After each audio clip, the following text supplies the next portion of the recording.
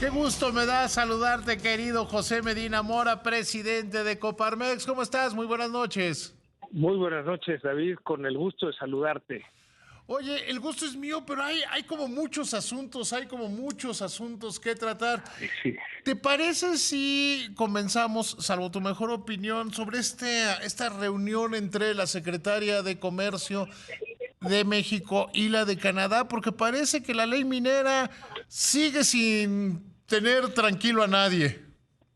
sí, efectivamente, podríamos destacar en primera instancia, David, que la iniciativa del Ejecutivo que planteaba el disminuir las concesiones de 50 años a 15 años, que limitaba la explotación de las minas a un solo mineral, que limitaba también el uso del agua. De hecho, tenía concesión del agua 5 años, mientras que la concesión de la mina era 15 años, pues hacía completamente inviable la industria minera.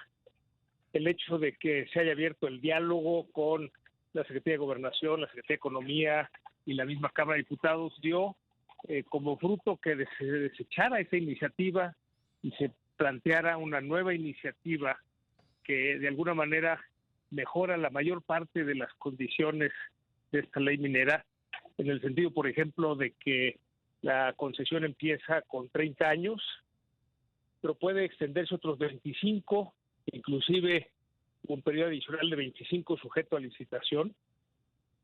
Se permite la explotación de varios minerales, excluyendo desde luego petróleo, gas, litio y el uranio, que son pues, de explotación exclusiva del Estado, y también resuelve en gran medida la concesión del agua. Desde luego, lo que se prevé es que esto va contra lo que tenemos acordado en el Tratado de Libre Comercio en el TEMEC, y es por eso que la secretaria de Comercio de Canadá, Mary Ng, pues abre este diálogo para decir, bueno, esto va contra lo que firmamos en el TEMEC. Y es por eso que esto se detiene. Lo que desde Coparmex y el sector empresarial hemos dicho es que se requiere abrir un parlamento abierto, que haya diálogo para corregir todavía los detalles que hacen falta de esta ley minera para que la industria minera tenga viabilidad y desde luego cumplamos los acuerdos que hemos firmado, por ejemplo, en el Tratado de Libre Comercio en el TEMEC con Estados Unidos y Canadá. ¿Tú consideras que podríamos llegar a otra disputa comercial en el marco del Tratado de Libre Comercio por este tema? ¿O crees que, como bien lo dices, que se va a escuchar la posición de la ministra Angie de Canadá, que dice, pues tenemos que hablarlo, por lo menos tenemos que hablarlo mucho más y hacer paneles de expertos? Sí, desde luego el riesgo, si se aprueba tal como se envió de la Cámara de Diputados a la Cámara de Senadores, abre ese riesgo de que nuevamente haya otro tema en la solicitud de consulta, que eventualmente se pueda convocar a un panel internacional, y pues no va en el sentido de lo que necesitamos, que haya certidumbre jurídica para la inversión. Por eso coincidimos con la postura de la Secretaría de Comercio de Canadá, de que esto requiere pues un diálogo más abierto, el panel de expertos, el parlamento abierto, para asegurar que se cumpla con todo lo que de alguna manera nos hemos comprometido en los tratados internacionales y sobre todo darle viabilidad a la industria minera en nuestro país. Oye, te llevo a otro tema. Preocupante este reconocimiento que hacen los legisladores de Morena, que el INSABI no funcionó, que fracasó, que es necesario tenerlo claro. Ellos dijeron el Seguro Popular no sirve, es neoliberal, hay corrupción, no llega, no existe, y crearon el INSABI. Y hoy dice, pues tampoco funcionó el INSABI.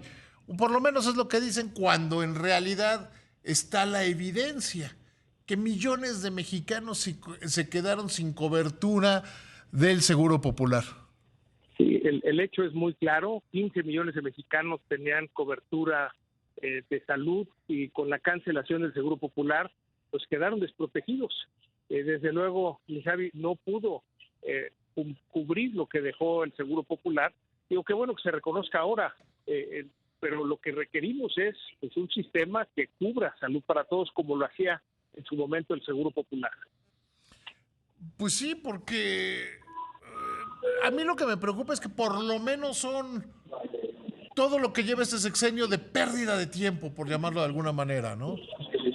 Pues sí, es un retroceso importante porque lo que ya se había logrado con el Seguro Popular, al cancelarlo sin que hubiera algún sistema que lo cubriera, pues sí, se quedaron desprotegidos. Esto quiere decir que la decisión en su momento no fue la adecuada. Ahora pues salta a la luz pública después de cierto tiempo, aunque desde la cancelación del Seguro Popular, pues así lo señalamos, es decir, si algo funciona no hay que cambiarlo, o sea, no por el hecho de que estuviera ya en las administraciones anteriores quiere decir que está mal, el criterio debe ser que aquellos programas que funcionan deben continuar, y claro, si hay programas que no funcionan hay que cambiarlos, ¿no? Pero no eliminar un programa simplemente porque pues estaba de administraciones anteriores sin tener cómo cubrir precisamente, y en este caso, la salud de los mexicanos, tan importante que pues ha dejado por lo pronto a 15 millones de mexicanos sin esta cobertura de salud. Claro, y además decir, no, el INSABI no funcionó porque los gobiernos anteriores dejaron un fracaso o el INSABI no funcionó por la pandemia, es no reconocer la realidad, ¿no? Yo creo que buscar excusas, echarle la culpa a la pandemia, que es pues, una situación desde luego que nadie esperábamos, ningún país estaba preparado, pero que vemos estrategias de atención que implementaron otros países y que permitieron, pues por lo pronto, que hubiera menos fallecimientos por el COVID, que hubiera una mejor administración de las vacunas, que hubiera políticas de prevención que evitaran los contagios. Que de alguna manera, pues en los resultados de los fallecimientos totales de los mexicanos en la pandemia, pues refleja que no aplicamos las mejores estrategias. Entonces, qué bueno que se reconozca que esto no está funcionando y sí lo que pedimos es que haya un análisis a fondo con expertos de qué es lo que se requiere para dar esta cobertura de salud a todos los mexicanos. Nos parece que es lo mínimo que tenemos que aspirar, lo que ya se tenía, la cobertura que ya se tenía y desde luego el que vaya mejorando, cada vez cubriendo más aspectos de salud, cada vez cubriendo a más mexicanos y bueno, ese hueco que se quedó con la cancelación del Seguro Popular, pues ahora lo estamos viendo en precisamente el deterioro de la salud de la población. José, te llevo a otro tema. ¿Qué opinión te merece? ¿Qué opinión le merece a Coparmex esta vorágine de albazos y contraalbazos que se está dando en el Congreso en general a unos días de que termine el periodo de sesiones?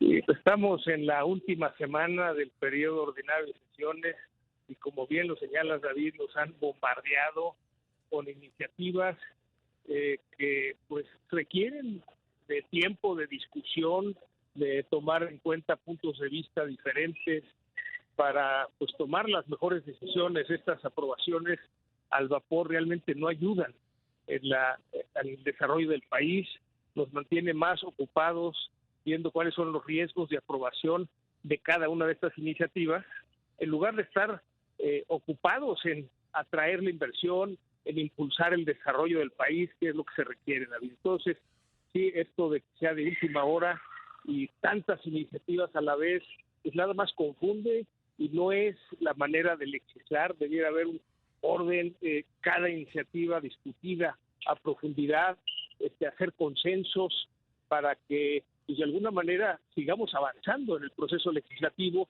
y no que se aprueben leyes que luego resulten que son inconstitucionales, como es este plan B, la reforma electoral, pues que nos ha llevado a dedicarle mucho tiempo a los amigos juris para aportarle a la Corte elementos para que puedan desechar este plan B, en lugar de estar dedicados, David, a promover la inversión, a que podamos tener estas condiciones de desarrollo del país. Entonces es desgastante, es una manera en que no se discuten a fondo en lo que se debe cada iniciativa, no se toman en cuenta todos los puntos de vista.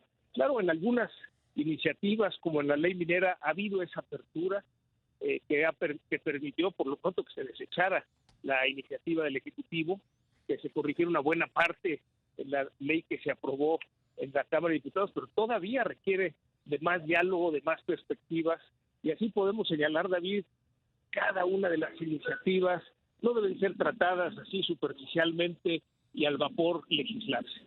Finalmente te pregunto, la semana laboral de 40 horas. Es una iniciativa que pasó en comisiones, todavía no se discute en el Pleno. Consideramos que es una práctica en oficinas, pero no en el sector industrial.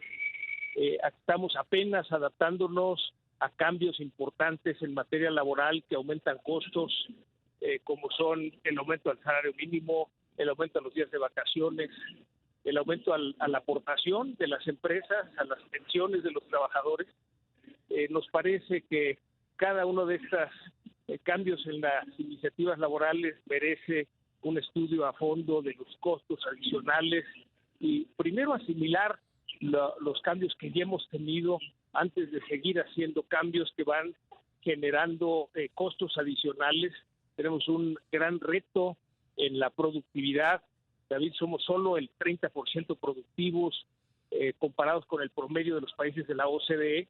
Mientras no seamos más productivos, es muy difícil el que podamos ir incorporando estas iniciativas de reforma laboral que desde luego benefician a los trabajadores y hay que trabajar en ello, pero necesitamos trabajar primero en la productividad para que pues no se pierdan empleos con cambios que se pueden hacer así sin realmente hacer el estudio a fondo de todo lo que requiere.